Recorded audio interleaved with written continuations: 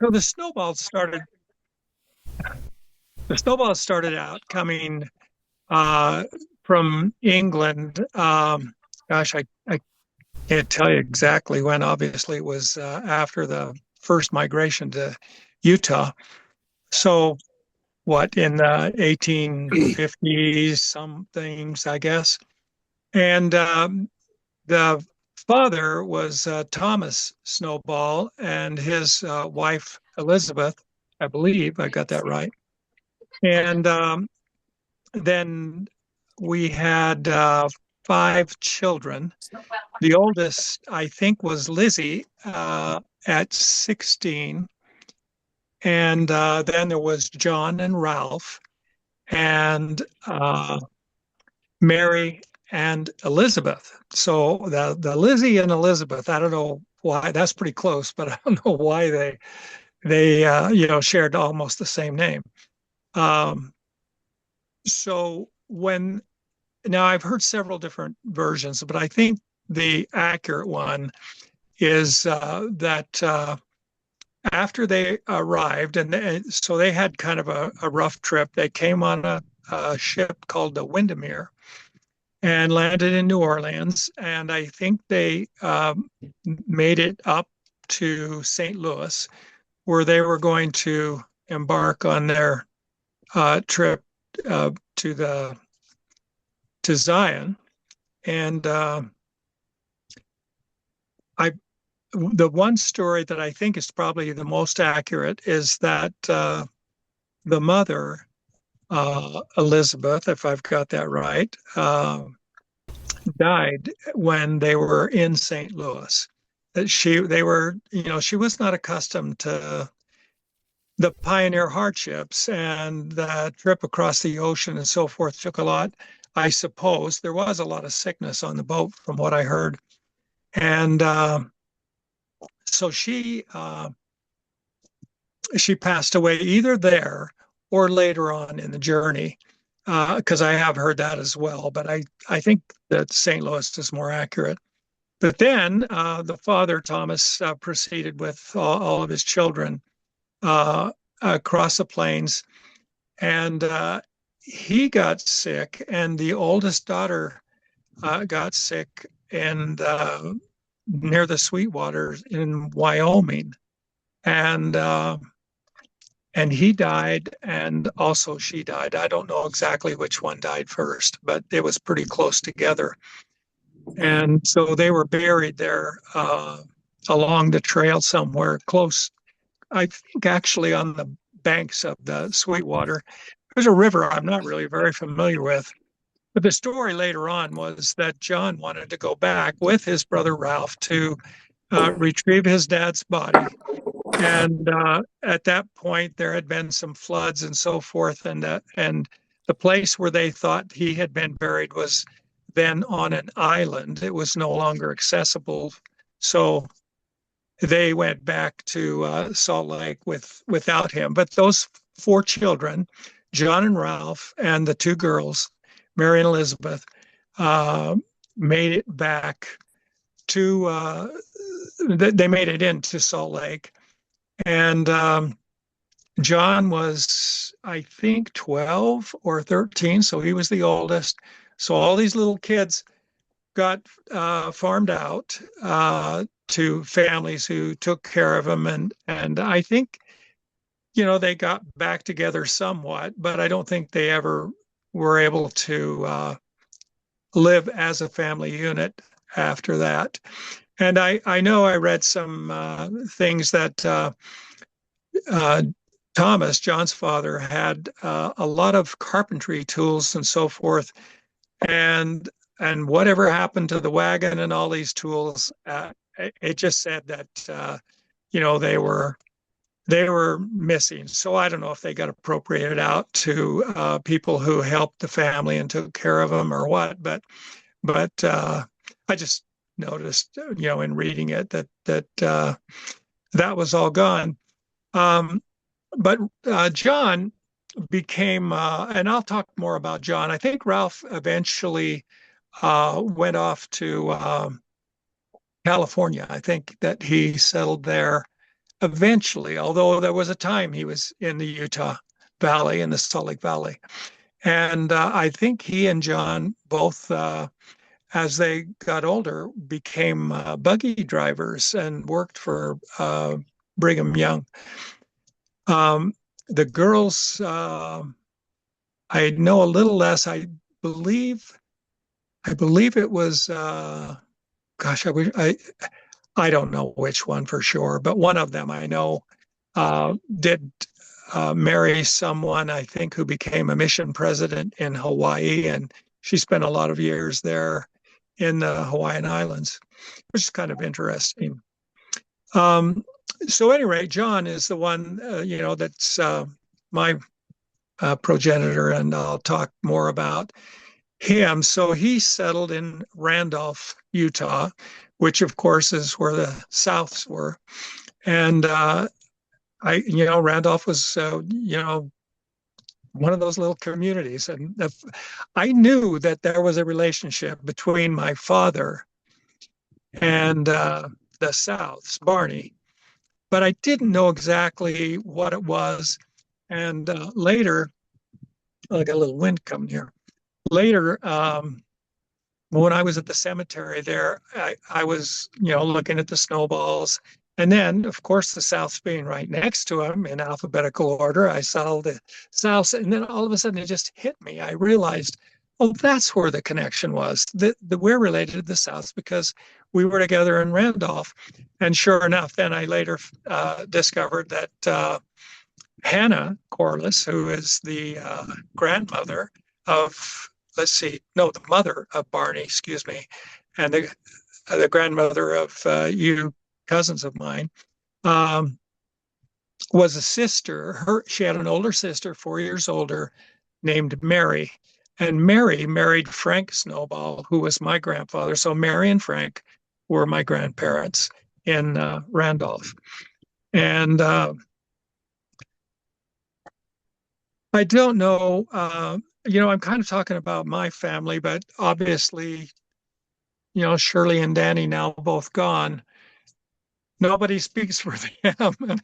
And so Danny was 5 years older than me and Shirley 6. So those two kind of came along together and shared childhood. And I was kind of a late arrival. And Mom had a lot of problems. She had Rh negative blood.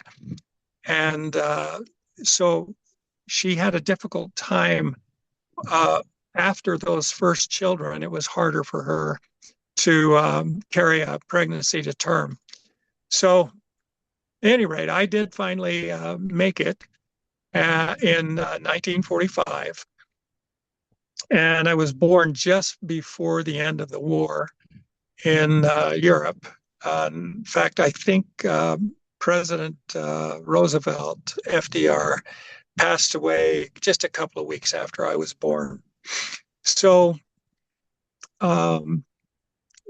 the connection with cousins, I don't know exactly.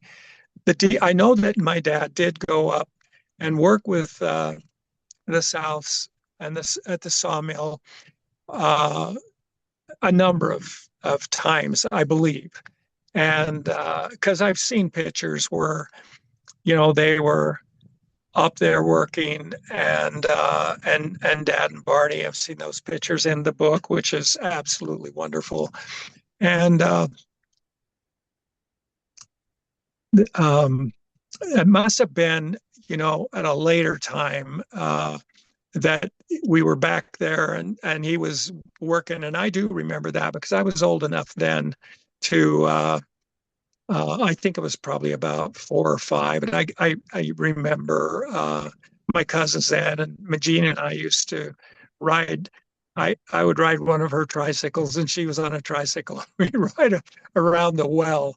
It was just kind of fun. But when you're little, it doesn't take a whole lot to entertain you, but we had a good time. And of course, everybody that ever went to Island Park is familiar with the sawdust and, various means of entertaining yourself out of the sawdust piles and the different things, and just foraging and goofing around in the forest.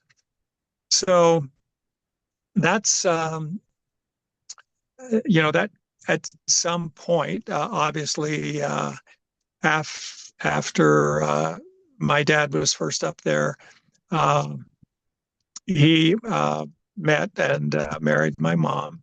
He had been married before, married to a Kennedy in uh, in Randolph, and had one child, Sherman, who has now passed away. It was my much older brother, half brother, and so that you know is how our family became you know related to the Naps. That's how that whole Nap Snowball thing joined.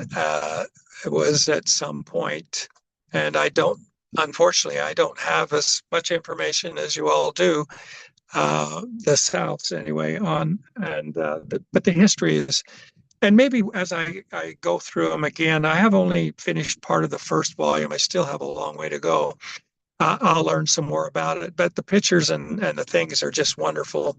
So at some point in Island Park, that brought our families all together. And so we are extra close cousins because we're second cousins on Barney's side and the south side and the Snowball, and then first cousins on the Knapp side. So it's kind of cool that we have that close relationship.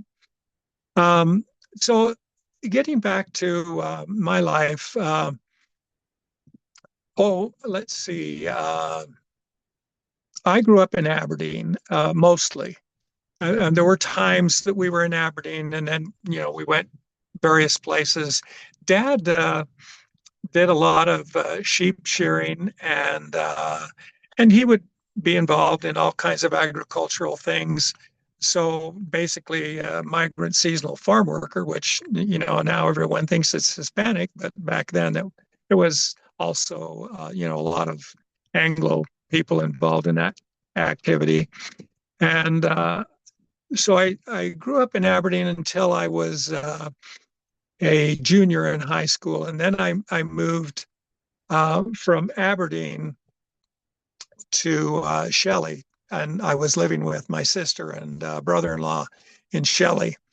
So I got to know my good cousin Judy Hess there in Shelley. She was just one grade less than I, and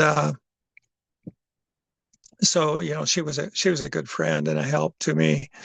And I graduated from Shelley High School in 1963. And I went to Germany on a mission in 1965. I left in May of 65. And then, returned back home in May of 67. And I went for a short time to BYU, but I had a hard time. I wasn't really as committed as I should have been to everything. Kind of get distracted with girls and guys, your friends, and all the kinds of things that were going on, and it was a kind of a hard time money wise. So I stopped going for a semester, and I knew that I was getting a draft notice. Apparently, it had arrived at home. I was still in Provo. And so I went down to see the recruiter at the Army because I wondered if I could join, which would be a 3-year commitment rather than just the 2 years of the draft. And if that would give me a chance to use my skills in the German language that I'd learned as a missionary. And it worked out that I was able to do that. So I signed up for a particular occupational specialty. It was kind of a mysterious thing at the time. They called it area studies, but later on it was basically kind of a James Bond thing. So I got assigned to Germany after completing my schooling. And they were going to send me to Frankfurt, and I said, "Well, that's cool. I lived in Frankfurt for several no, almost a year in the Frankfurt area, and I knew a lot of people there." Immediately, they changed my assignment because they didn't want anyone recognizing me in case I was operating under a different name or something like that. So I ended up going to Berlin. And not long after I arrived in Berlin, I didn't mention, I guess this is kind of important too. I should mention that I got married in 1969 in September. I was in training and I had a long weekend. I think it was a Memorial Day weekend, if I'm not mistaken. And so I was able to travel home on standby, which, which I know that's crazy. Uh, so I flew home and we had planned our wedding for that weekend. And let's see, did I say Memorial Day? It wasn't Memorial Day. It would have been Labor Day because it was in September. So we got married that weekend and flew back to Baltimore, which is where I was going to school in Baltimore, Maryland. And then, just a couple of months later, I graduated. I got assigned. Well, we knew our assignments at that point, and I was assigned to Germany, and so I landed in Germany. I'm pretty sure that the first night there was New Year's Eve of 1969. Well, to 1970, so 69 to 70. And Dee, were you able to take your wife with you to Germany? uh, well, not originally, no, but she, I knew that she could come, so she caught a flight just about a month after I arrived, maybe a little less, and landed in Frankfurt. She did not know where I was, but I had arranged for someone to meet her there, and my unit did meet her, and they were able to put her on a train. And it was kind of funny. She was carrying a suitcase and a sewing machine. But if you knew Cheryl, you would understand. she was she'd grown up. Her mom had taught her to sew, and she excelled in that. And she was at BYU a major in clothing and textiles. And she had entered a number of make it with wool contests, and she was pretty proficient with her skills. So she had to have that sewing machine, and it's a good thing she did. Um, so she did make it there, and we kind of bunked with some friends for a couple of nights, and I found an apartment right on a street called Cleale, which was very close to where I ended up working. I only had to walk uh, a few blocks to get to work. And so it really worked out well for us. And our first child, Jennifer, was born in Berlin uh, in November of 70. So didn't take us long to start a family. So I was then I enjoyed the duties in Germany. It was a little different. I never wore a uniform. I was always in civilian clothes. So there were a lot of things about the military that I didn't pick up that other people who were always in uniform did. So I think we had a couple of inspections that took place in a safe house that we would go with our uniforms in a bag and then put them on, and some, I don't know, some touring VIPs or something performed an inspection. But it was a pretty good time. Oh, one of the things that was interesting about it is while we were there, the dollar started to slide quite a bit in relation to the German mark. So at that time, soldiers didn't make very much money. So we got a job delivering a German newspaper, the Berliner Morgenpost. And so that helped to supplement our money to pay our rent and so forth. But then we returned back to Utah, and it was kind of funny because her parents hadn't seen her in a couple of years, and she was with this adorable little gal that was about a year old then, Jennifer. And then we went to Provo, and I went to school at BYU there with the help of the GI Bill, and our son Devin was born there. And then later on, I got a job and ended up. I worked a little while in Provo, then, and I was working for the state of Utah. And then I went to Ogden on a project, and then I was hired back in Salt Lake, and so I stayed in Salt Lake for the rest of my career with the state of Utah, working for the Department of Employment Security, which is what it was called then. I think it's Workforce Services now. Then, so after that, we had a son, Ian was our third child, and then Ryan. And about the time, there is one thing I should mention. After being back from Berlin, about the time I graduated from BYU, I decided to see if I could join the National Guard, and they were happy to get me. Before, with the Vietnam War and everything, the National Guard was very full. But by the time I came back from Germany in '72, there was not that threat of the going to Vietnam, so there were not as many people that stayed in the Guard. So it was easy to get an opening for a linguist unit that I joined. And so I joined that sometime in '74.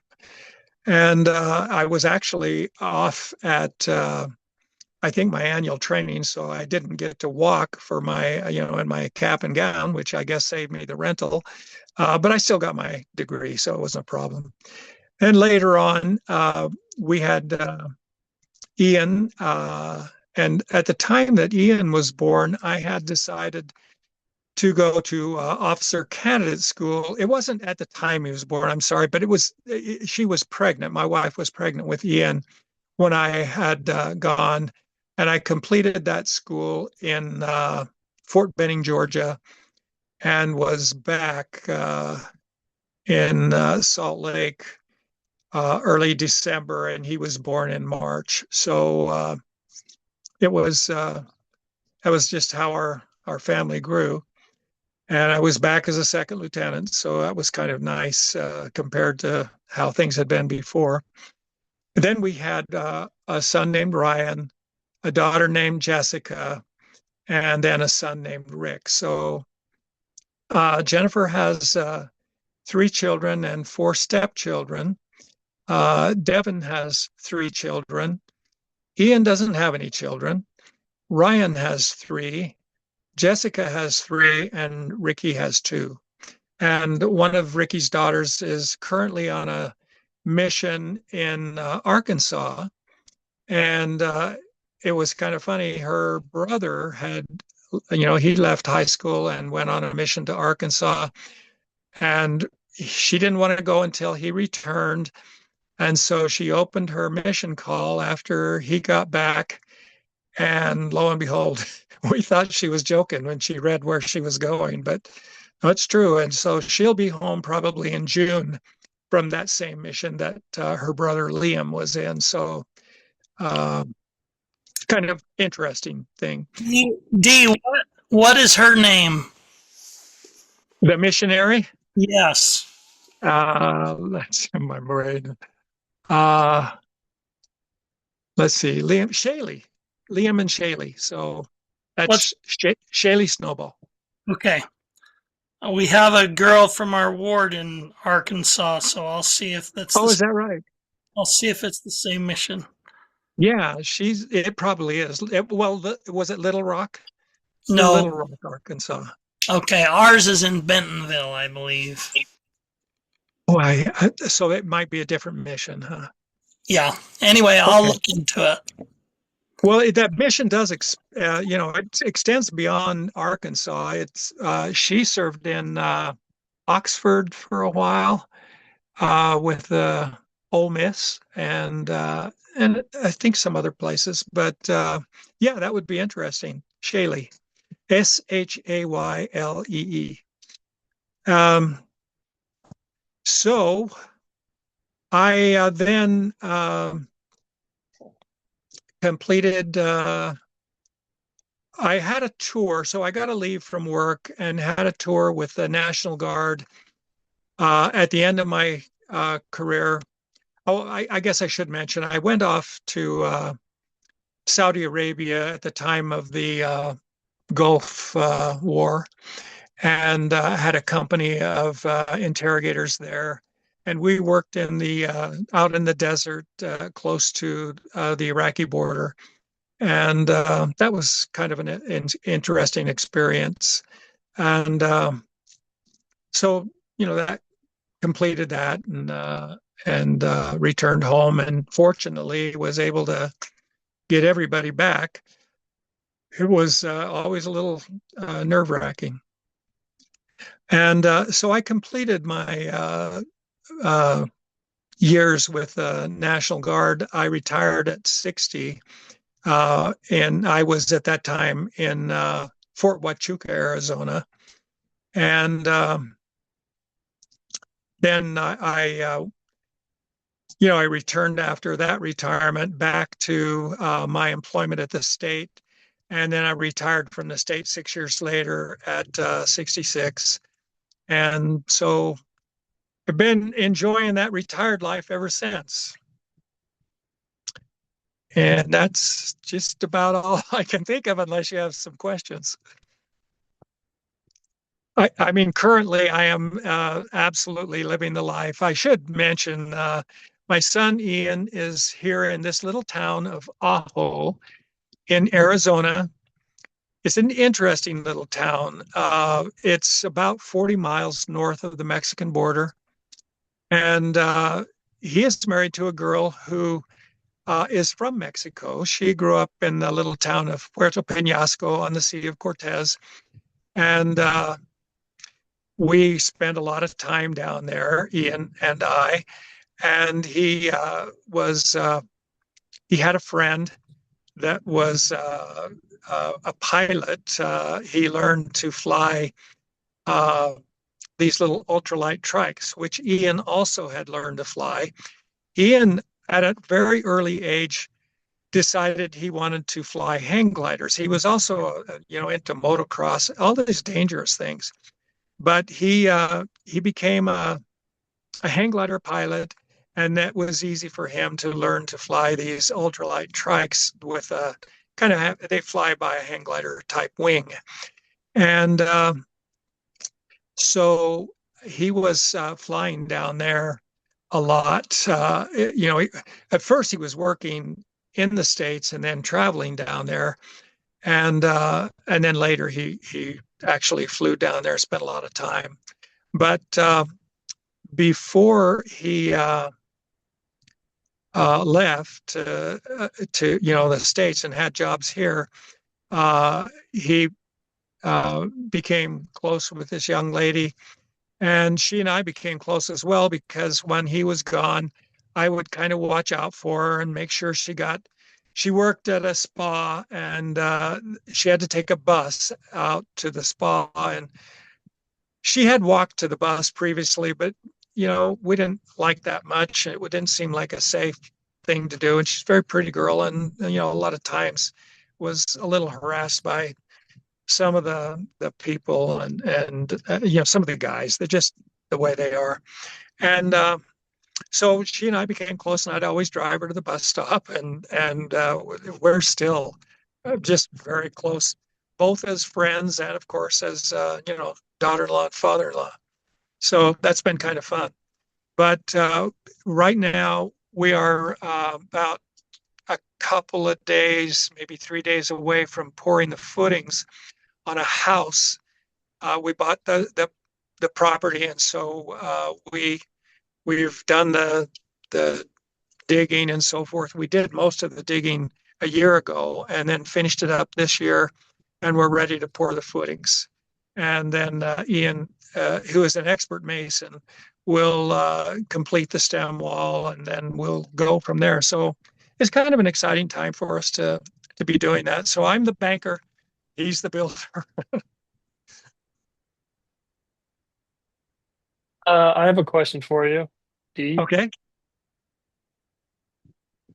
You said that you had a letter that you're going to be drafted, and then you joined before they could draft you. I They send a letter, a draft notice. And the draft notice didn't come to me because I was not at my home address. I was at Provo at BYU. Well, hanging around BYU at that point. And so I had a call from my family. My sister called and said, "Well, there's a letter arrived from the Selective Service."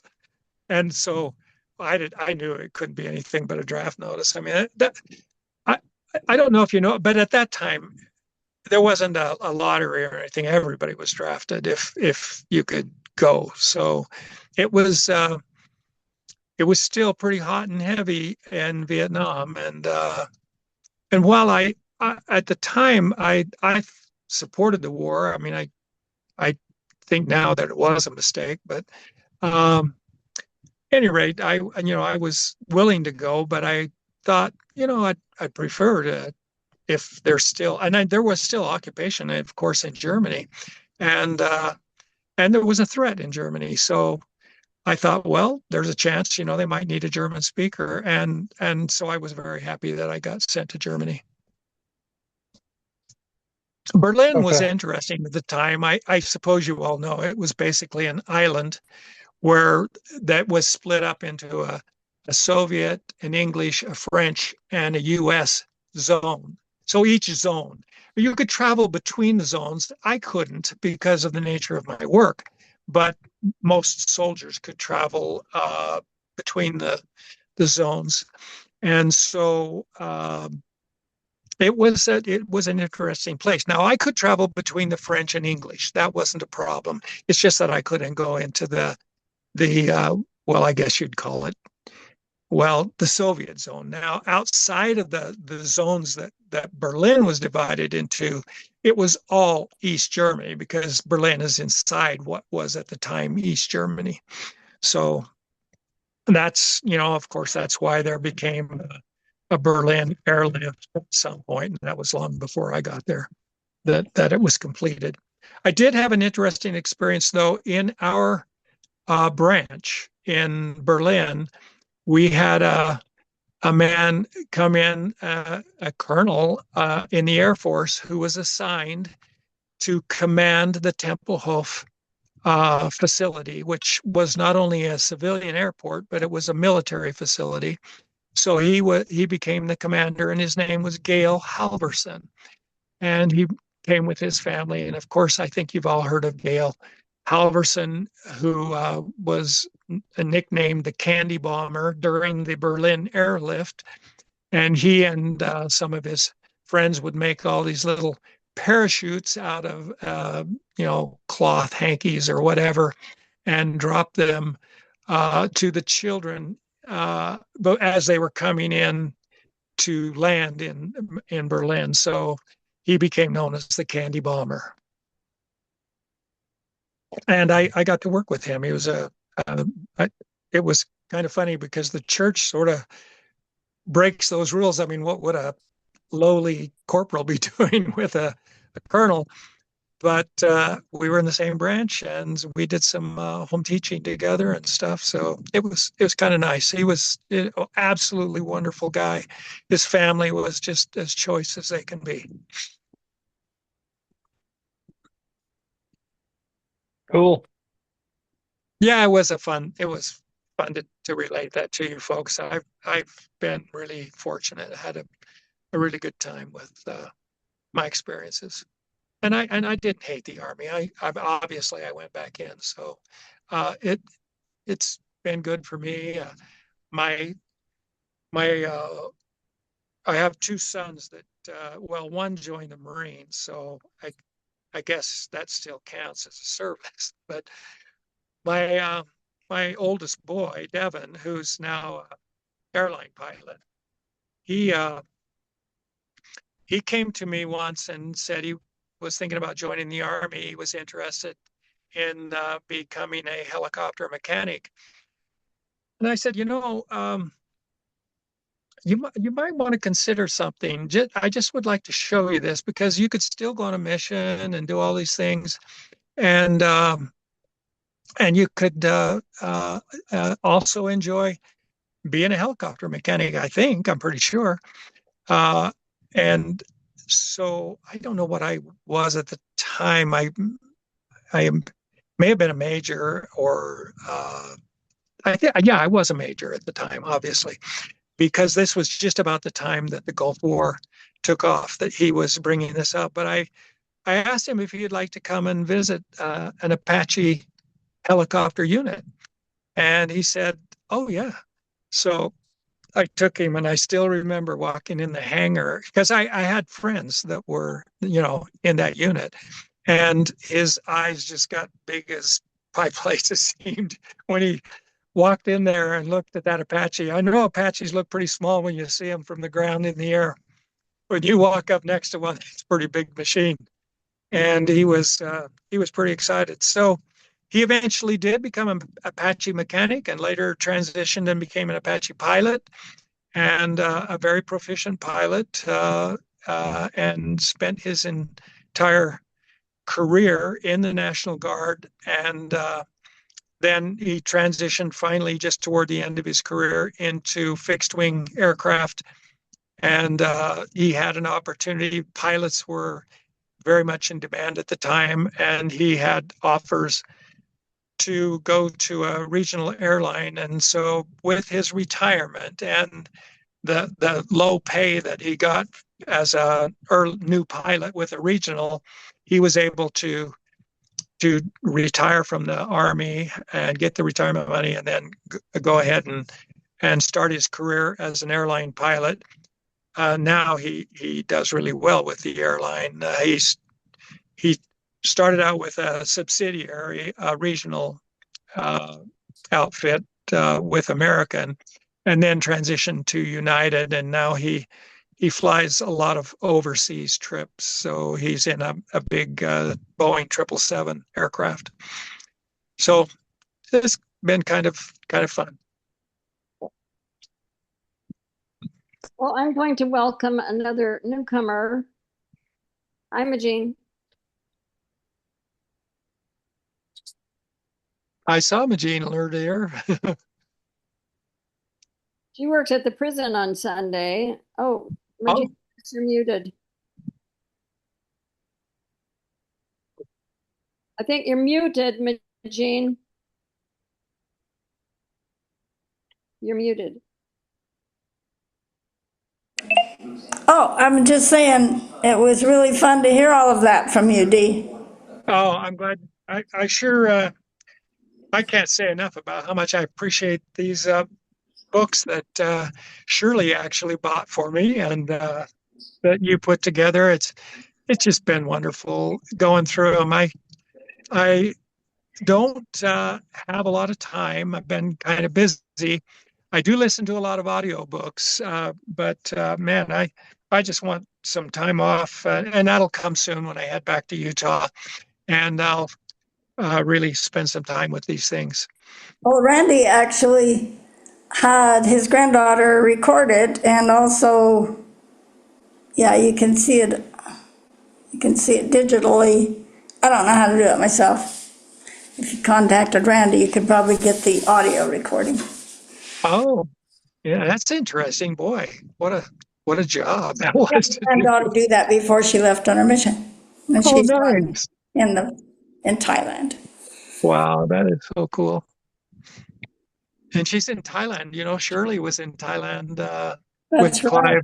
Yeah. My son went to Thailand on a mission. Oh, super. When did you go to Austria? I went in, I got there just before Christmas of 1965. Oh, so you were just a little bit after me showing up there. That's, you know what, the whole time I don't think I even realized it. I probably had letters that somebody told me and it just kind of spaced, but that's really neat. Did you go to the language training mission? Yes. So when did you arrive there? At the language training mission, Yeah. that's a good question. It would have been, I'm guessing, oh boy, I'm getting confused here. Was it? So I left in May. So I was there for what, 3 months? So it must have been February or somewhere around there. Does that make sense? February, March? Yeah, it could have been right around there because I left on the 25th of May for Germany. In 65? Yes. Oh, okay. Oh, I got to the language training mission September of Oh, 65. wow. And So so your mission was 2 years and 3 months, is that correct? that was just 2 years. I bet it was I, 2 years and 3 months, because that was what the standard was. That's what mine was. They oh, tacked on really? 3 months. Well, before that, they had the 2.5 year missionaries that learned the language in the field. Right. And so they reduced it to 2 years and 3 months for them Oh, because, well, I could be wrong, I guess. But I thought that we got the whole, I thought they reduced it a half a year. So I could be wrong though. well, I know exactly how long mine was. Oh, okay. And it was 2 years and 3 months. Well, I don't have Shirley to call on anymore, so I probably couldn't answer that question of how long it was. So But we've been on here for almost an hour now, and I don't know if even we have a time limit, do we, Tim? No, we can go over if we want. I'm sorry, I talked kind of long, and Randy, it's Randy's fault because I was only going to do 10 minutes, and he said, "Oh no, you can do more than that." So Randy go is ahead. on here? What did you say? Is Randy on this? No, Randy said he had some church obligation. And by the way, Doug Knapp said they were having a baptism, so I'm supposing I think that it was a blessing, wasn't it? one of I, you. I think Doug said a blessing rather than a baptism. But we probably ought to hear somebody, we ought to probably hear everybody say something. Yes, yeah, I hope so.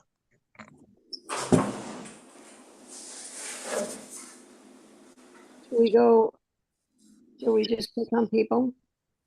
Like we could start with Tim, why not? That's how you're doing. Well, did Not Lisa make it on? doesn't look like it. Oh, okay. The biggest thing I have in my life is I ordered a big pottery kiln because I do Ooh, pottery and it takes 3 to 4 months for them to build it and ship it.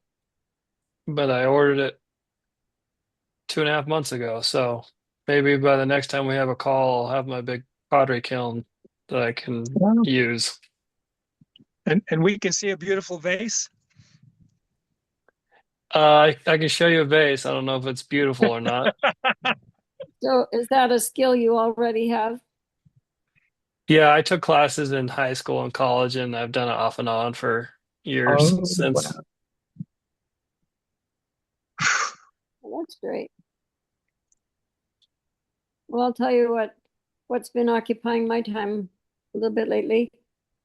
In Rotary, we had an auction and silent auction, and it encourages to auction off talents. And somebody suggested that we auction a recital at our house.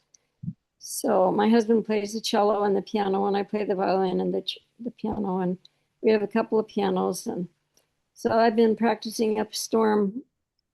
Somebody bought us at the auction. I'm not actually sure who it was yet, but they'll probably bring a few Rotary friends. So I'm trying to bone up a little. It looked like Justin woke up. Were you asleep, Justin? No, so not after, asleep. Just trying to help figure out some food and whatnot. Wandering around. So, Got my AirPods on, so I've been able to hear everything. so tell us something, somewhat. Just just got back from Las Vegas this morning. My oldest daughter blessed her first baby, and my wife and I are pretending like we're snowbirds. We spent the winter in St. George this year. We're going back north in May, but we're sort of officially, unofficially snowbirds, and it was glorious to be down here in the warm weather in St. George this winter.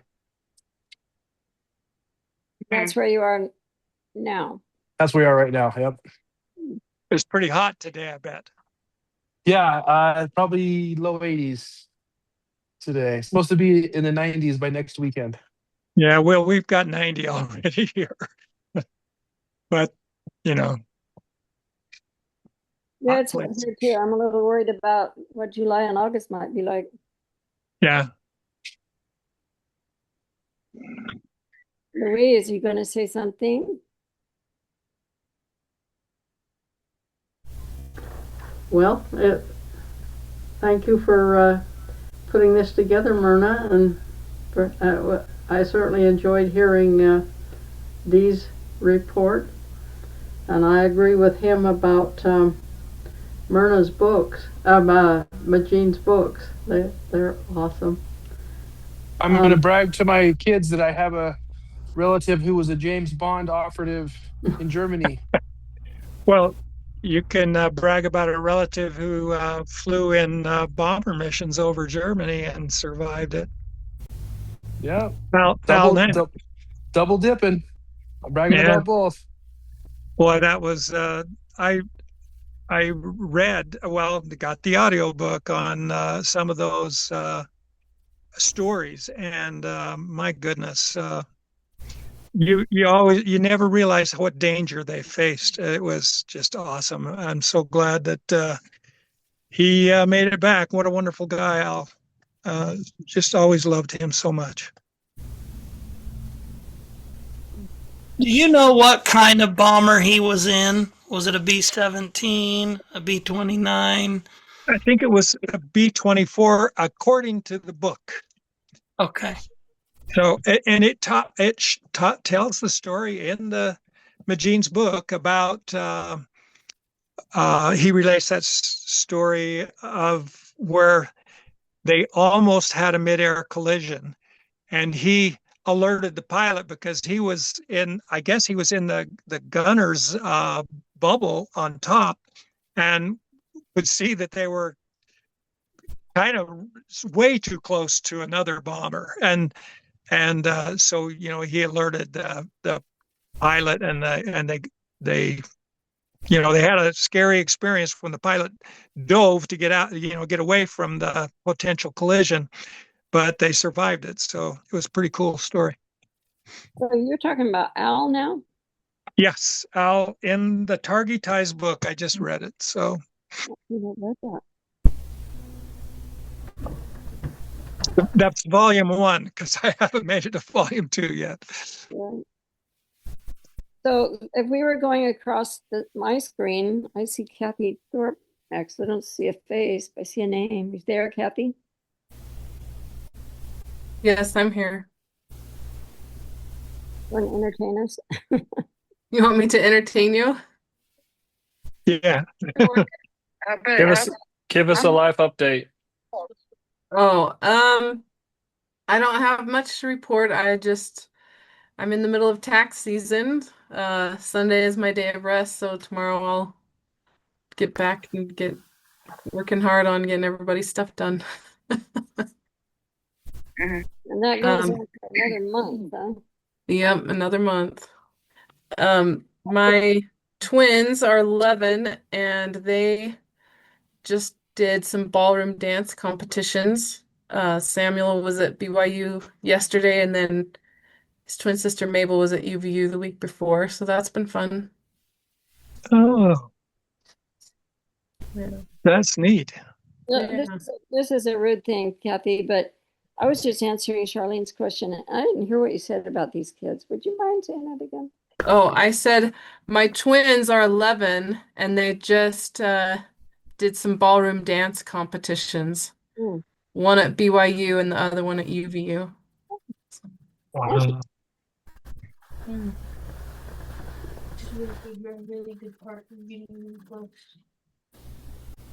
I don't really know what else to say. That's about the highlights of my life.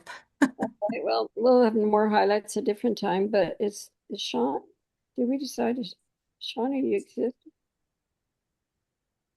We can probably just skip Sean for now. Here, Oh, I'm unmuted now. Flower. Can you hear me? yeah. Yeah. Yes. Okay, I had to turn a Bluetooth speaker off. My phone seems to be almost so I can't hear you guys unless I have that speaker on.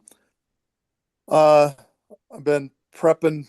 I'm on a cleanse. I'm almost a month of zero fat in my diet while I'm hopefully detoxifying heavy metals out of my liver and brain and other things. And so I'm sort of wrapped into a hard regimen, and it's sort of interesting. I did a lot of damage to myself in high school in a wood shop class where 2 periods a day for months I was in a spray room. And anyway, so I'm excited to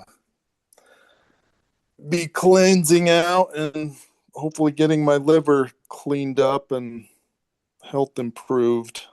So we'll see what happens if in a few months if I'm reeling with more energy than I've ever had for years and decades or not.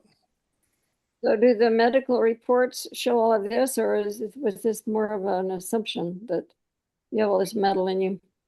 A lot of it's an assumption, although I did go have something called a biomeridian scan. That was 20 years ago, and the technician, she said, "What have you done to your lungs? What have you done to your lungs? You've got scar tissue in your lungs. Your abdomen is full of toxins." And so in my senior year of high school, I was by the end of the year, I was asthmatic and I couldn't catch my breath. And despite the masks that were I was in a spray room is where I'd have to work on my project. And so it was, and I knew that the masks didn't do anything. I could smell the fumes with the mask on as well as with it off. It made no difference. So anyway, that perked me up to think, oh, wow, the technician's reading that I've done damage to my lungs. I went on a mission and sort of forgot about it. My lungs sort of got normal again. I sensed that I didn't fight to breathe and catch my air, but anyway. Well, I hope this cleanse will fix you up. I do too. Yep. Thanks. Yeah, same here. So, Jess, you seem to be next. Okay. Well, I have two things I could say that relate to D, probably. I remember as a kid driving, if we'd drive up I-15, the way I remember it at least, in about Sandy Draper, there's a National Guard building. There's a jet sitting on a post Yeah. there. And I remember my dad saying that he had a guy, Dee Snowball, that worked there. That's the way I remember him saying it. So whenever we'd pass, I'd think, I got a guy named Snowball that works there. How cool is that? Look at that jet sitting on that pike. So um, probably you weren't there all the time, but No. yeah. The other thing, I have a daughter that just got home from her mission she was served in Frankfurt. Oh, So yeah, That's where I was a lot of the time. that's Yeah, cool. that's cool. So what did she have to say about working in Frankfurt? She loved it. She had kind of a unique mission. She was called to proselyte in the Turkish language, Oh, and it turns out she thought that she was gonna proselyte to the immigrants, but actually she served in Turkey. They just couldn't live there. They couldn't gain visas because of oh, the political environment. So a right. couple times a month they'd fly in plain clothes and no name tag to Turkey and meet up with the people that they were teaching there. So she did live in Frankfurt, but mostly worked in Turkey. So she speaks Turkish. Yeah, Oh, yeah. She works at the MTC right now and teaches Turkish. That's cool.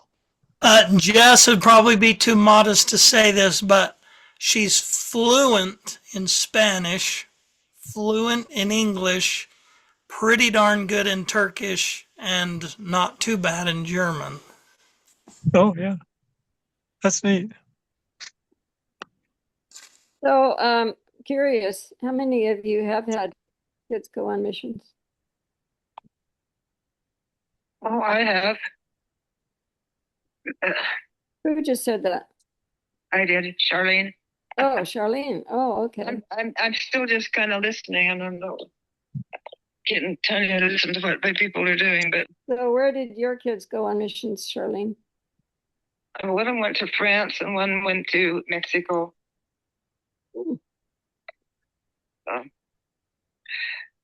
But anyway, basically, they're got a lot of family, a big family here, so grandkids, great grandkids, and but anyways. So anybody else on that screen that had a kid go on a mission? Joseph. Oh, you said Yeah, I had a son going to Peru. Oh, to Peru. I have one currently in Durango, Colorado. Sorry, who said that? Joseph. Oh, okay. In Durango. Oh, I like Durango. I like Colorado. I went to school in Colorado. Not in Durango. I went to school in Boulder. This is Willis. I had a son go to South Korea and I had a son go to Canada. And the report on me is I ski more than I deserve. Okay. So after our last reunion, I'm not skiing, I'm at work. After our last reunion, somehow I wound up looking you up, I guess. Your stores, you teach people to climb mountains. Right? Yeah. Well, I tell you what. No, I meant Willis. How many are there? And how many people? I can't see anybody. I can just hear you. So I didn't really get on Zoom and just able to see everybody. There are 14, including you. 14, huh? And I almost said Dante Contrell. Is he there, or was he? No, I was a little negligent. I didn't make any phone calls except for Steve Knapp. And I did talk to Steve, and he thought he was going to be able to do this. Well, and my siblings. I talked to my siblings. But, I'd love if you do this again sometime where I can get on Zoom and see everybody. And yeah, I don't know how we're going to get you to do that. Somebody smarter than me. I do have a Zoom. It's just that right at the time I found it, just so everybody tell me how to get on there and anything, I would have done it because I've been on Zoom before, so this was too close. Only had a few minutes when I first found out about it. So I know how to do it, but right now I miss seeing everybody. That's what's bad about it. And I was glad to hear about Dee, what other things going on with him. Yeah. Well, but sorry. I don't know how many people are there that are really. What happened to Natalie Bergerman? Is she there? Did you all hear what she said? She wondered what happened to Natalie.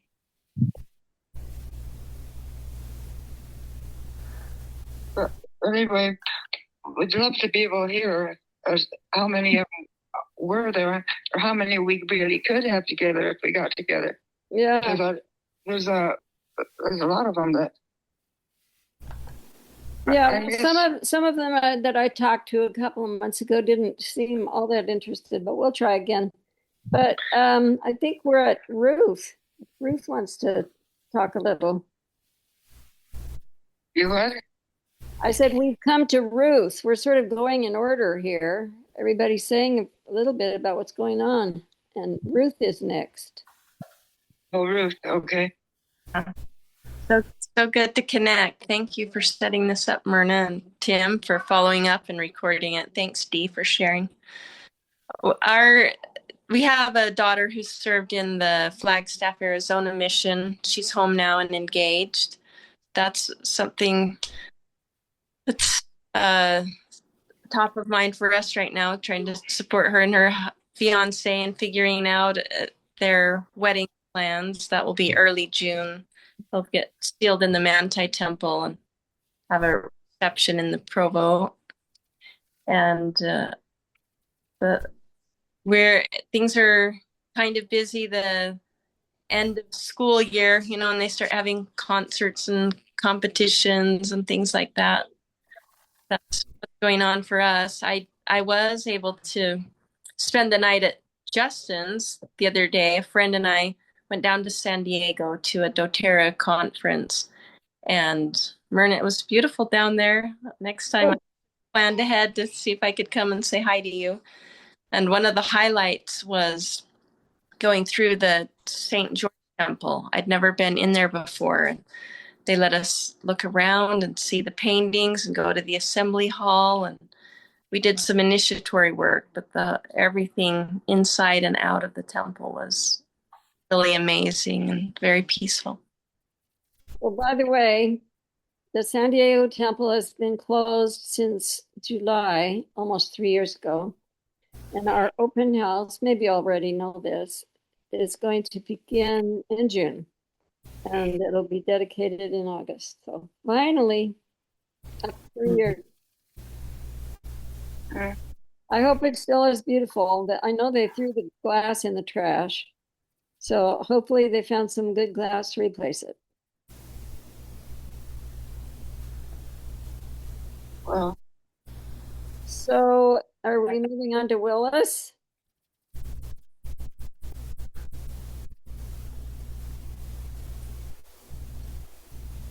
Willis gave his report that he skis. I already reported. Oh, that's right. You said that you were, what did you say you're doing? My son went to Korea and my other son went to Canada. Yeah, but about yourself. I ski more than I deserve. What you said. And you're still skiing. You've got some snow there. Yeah, for a minute. It's probably going to melt pretty soon, huh? It's melting fast. Everything we're skiing on is man-made. Oh. I haven't had real snow almost this whole winter. Well, and most of the people on this screen know this already, but so what I was saying is I think I saw that you have, I don't know if you call them stores, where you teach people to climb mountains. Is that what you do?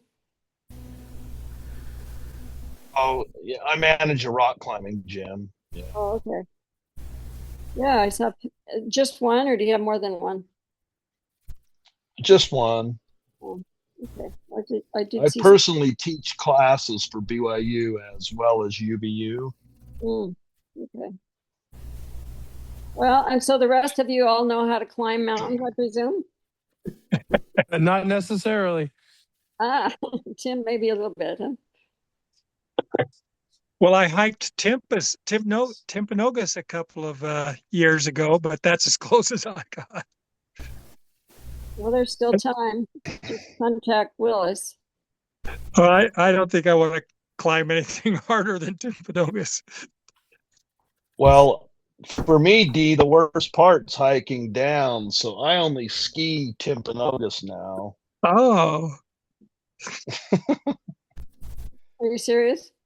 Yeah, it's way better than walking down. I don't climb mountains anymore if I can't ski them down. I mean, there's no ski resort interesting. in August, is there? No, no, you gotta climb them, but Oh, wow. still, I'd rather ski them down than walk down them. And so, Joseph, maybe you need to talk. Well, I told you about we have a missionary in Durango.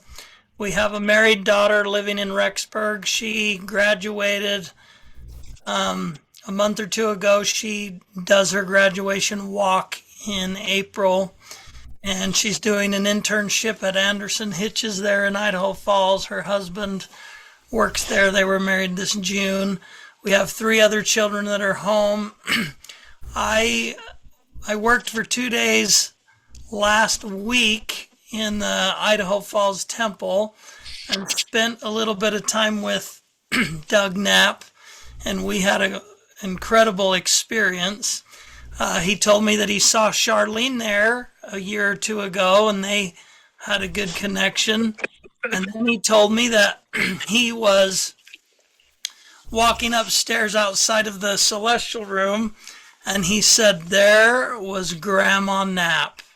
He said, I was so shocked to see her.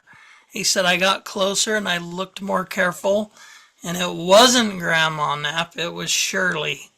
And so we got to talk about Grandma and Grandpa there, and we talked a little bit about Marge and Al and Bernie, and we talked about the Souths, and we talked about this reunion call. And he said he really, really was hoping to make the next one. So, and I guess that's my report for this time. All right, so I'm going to repent, and next time I will check with people ahead of time to make sure that that time and day work. So, unless somebody else volunteers to do it, no, I can do it. I can do it. I don't know why as I said, I've been a little preoccupied. I rejoined a club here that requires a lot of help. They raise money to buy school clothes and so forth.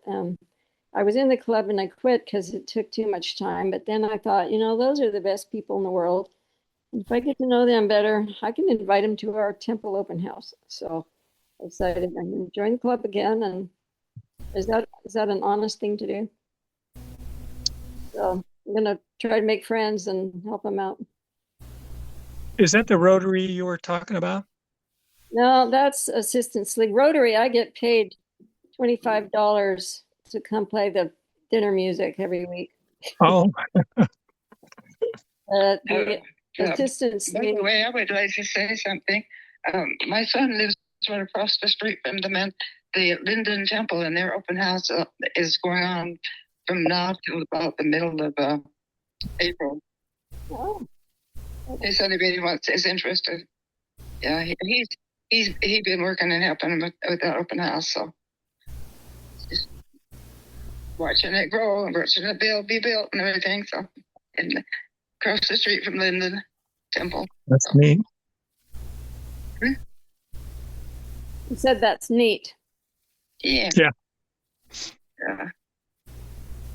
If you can find him on Facebook, he's always got gorgeous photographs. Some of the temples, some of Timpanogos, and some of other nature and landscapes. And what's his name? Forrest Kelsey. Forrest Kelsey. Okay, I'll look him up. Oh, I found Doug Knapp's son, Doug Knapp, on Facebook. Did you all know he had a son named Doug Knapp? I did not. And he teaches music, I think, in Manti. I stumbled onto him somehow. Yeah, we go to the Manti Temple. Yeah. But